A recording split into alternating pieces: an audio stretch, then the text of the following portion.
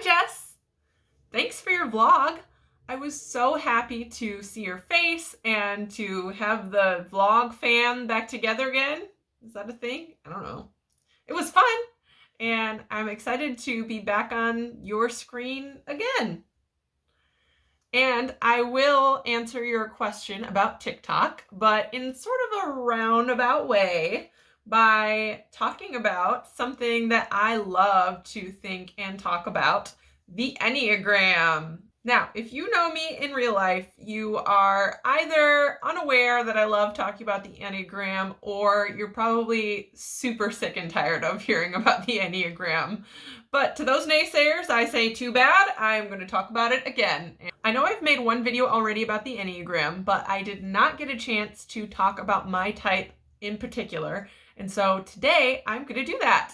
I think this will also be really helpful because I have mentioned my Enneagram type on the blog a few times because it just seemed relevant, but I realized that not everyone really knows what that means. And so now I'm going to tell you. First of all, in case you didn't see my last video and you don't really want to go back and try to find it, fear not. I am going to give you a little Enneagram crash course basics right here, right now. So the Enneagram, at its most basic definition, is a personality test, kind of like Myers-Briggs, and there are 9 different types, and people will fall into those types and sometimes within subtypes under those types. And so it's not like there's only 9 types because there's a lot of variation in there, but the broad definition is that there's 9 different types that you can fall into. And this is really an ancient system. It's not a new thing. It's kind of having a new, exciting, popular moment in the past few years. I heard about it a few years ago from one of my favorite podcasts, Jen Hatmaker's For the Love podcast. And I just was curious. And so I picked up Chris Hewert's book, The Sacred Enneagram, and started learning about it, checking it out. And it just really, really resonated with me. So the way you find out what your type is kind of tricky because there are quizzes out there, but they're not great no matter what, unless you go to like the direct Enneagram Institute quiz, which you have to pay for, I think.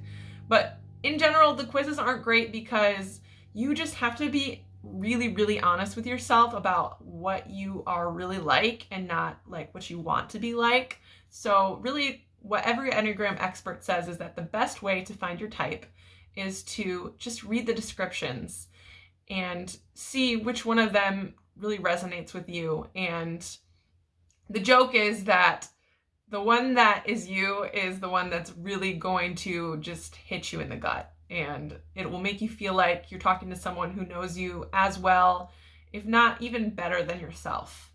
You can find the descriptions in a lot of different books, and I'm going to suggest a few, but really the quickest and easiest way is to look on the Enneagram Institute website, and they're all right there with a lot of descriptions and even like people in history and in fiction that may have been those types, which is kind of fun to look at.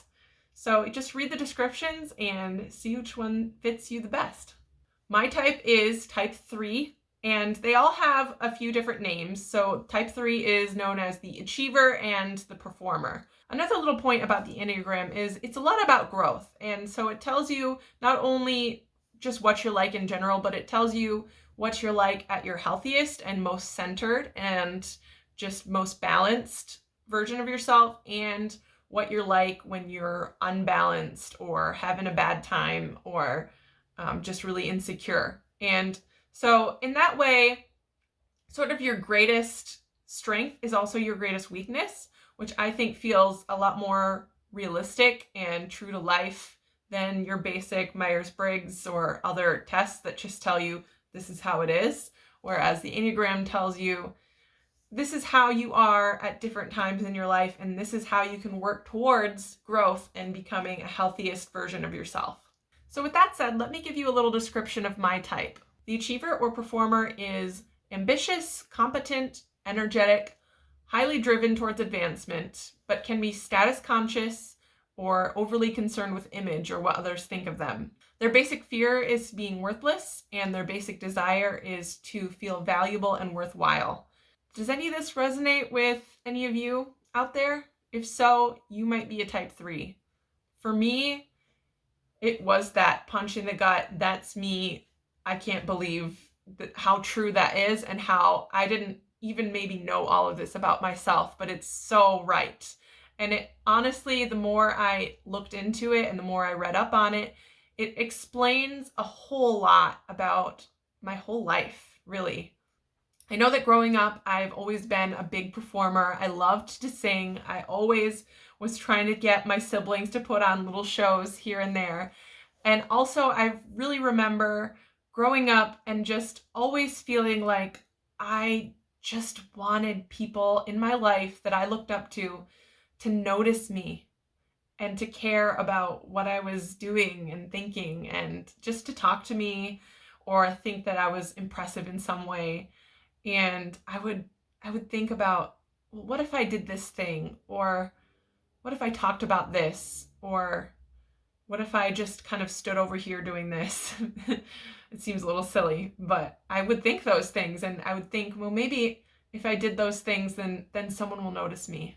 I also felt a lot of the time, especially in high school, that I had this whole person inside of me who wanted to show the world who I was and be confident and be exciting and interesting and talk to people, except I never dared to do any of that. I always stayed very quiet because I was also terrified of looking like a fool or saying the wrong thing or just not knowing what to say.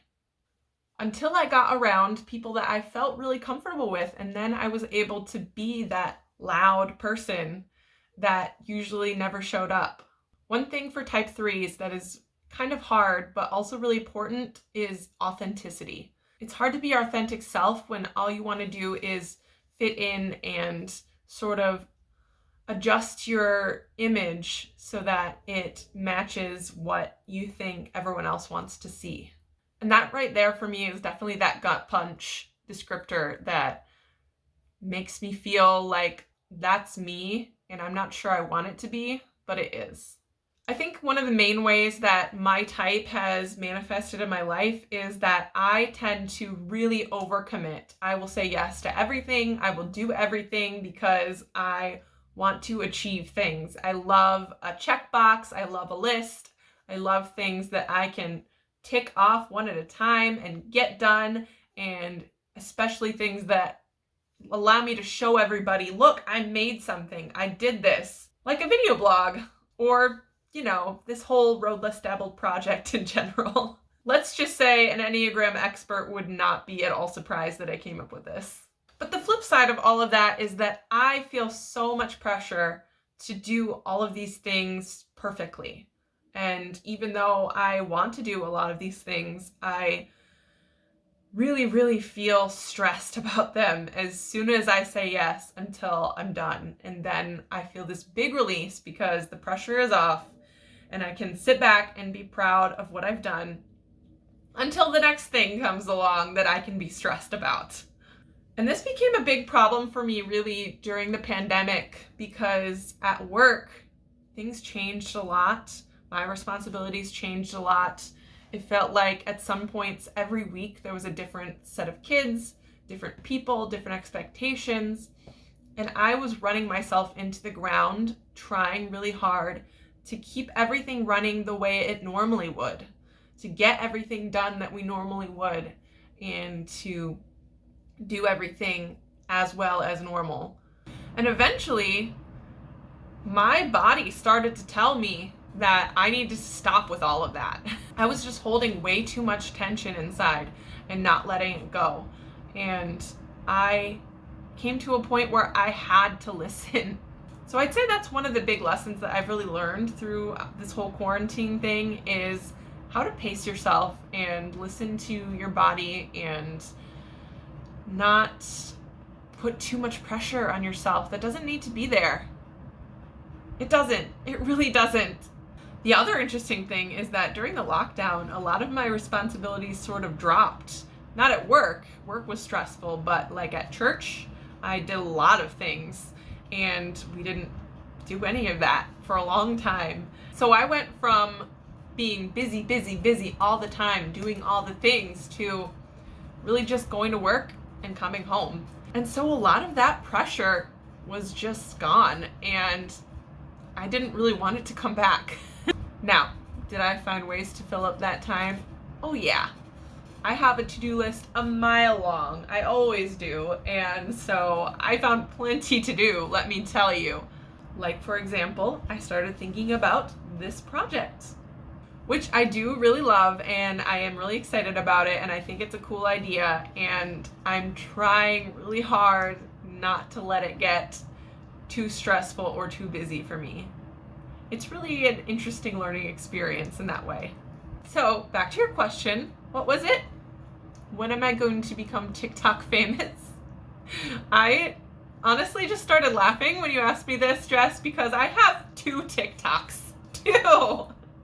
And they've been watched like 50 times each, which is honestly way more than I expected. So, it's fine. I don't know. Would I really love to be TikTok famous? Duh. Of course I would. I'm a type 3. I want to be achieving and famous and all the things. But it's okay if I'm not. And I am really having fun. I have a lot of ideas for things that I want to try on TikTok. And we'll just see what happens. But I do really appreciate you, Jess, being my biggest fan and watching all my TikToks and thinking that they're great. That's always nice. As far as where I'm at with the whole healthy, unhealthy thing, it really depends. It goes back and forth. I think like most people, it did get a lot better over the course of last year. I found a lot of ways to relax. I started doing yoga. I started listening to this meditation app, and it started to go away and get better, which was really, really nice. And then it did come back again. And then it went away. And then it came back. And I'm just working on it. Like we all are, right? Since learning about the Enneagram about a year and a half ago, I definitely think I'm getting good at noticing when those type 3 tendencies are happening, and when I'm getting more self-conscious and stressed and worried about my image, and where I sort of need to turn the ship around. I'm still, I think, learning more about how to achieve that growth, how to make it happen. But I will do it because I am the achiever. I wanted to share a couple more things that I loved that helped me learn about the Enneagram. One is The Path Between Us by Suzanne Stabile. She is wonderful. She's like your wise, beautiful, spiritual grandma who will see the best in you and the worst in you and love you anyways. She's great. And this book specifically talks about how you can use the Enneagram to improve your relationships. And that's something that Erin and I have definitely found to be true, that we use our Enneagram types to really understand each other a lot better. The other person I want to talk about is my girl, Jen Hatmaker. Love her. Love all of her work. She had a great Enneagram series on her podcast this year. So look up For the Love Podcast, Enneagram. You should be able to find it. There's an episode about all the types altogether, which is hosted by Suzanne Stabile with Jen, which is great. And then there's one whole episode about each type with some really great guests. So definitely check that out. Bottom line, what I have learned is that my type at its unhealthiest can fall into workaholism, over competitiveness, and being overly concerned about what people think of you. But at their best, 3s are self-accepting, authentic, and just everything that they seem to be, which is role models that inspire others. And I don't know if I'm there yet, but I'm growing. Jess, that's all I've got for you today. Thank you for listening, and I'll see you later.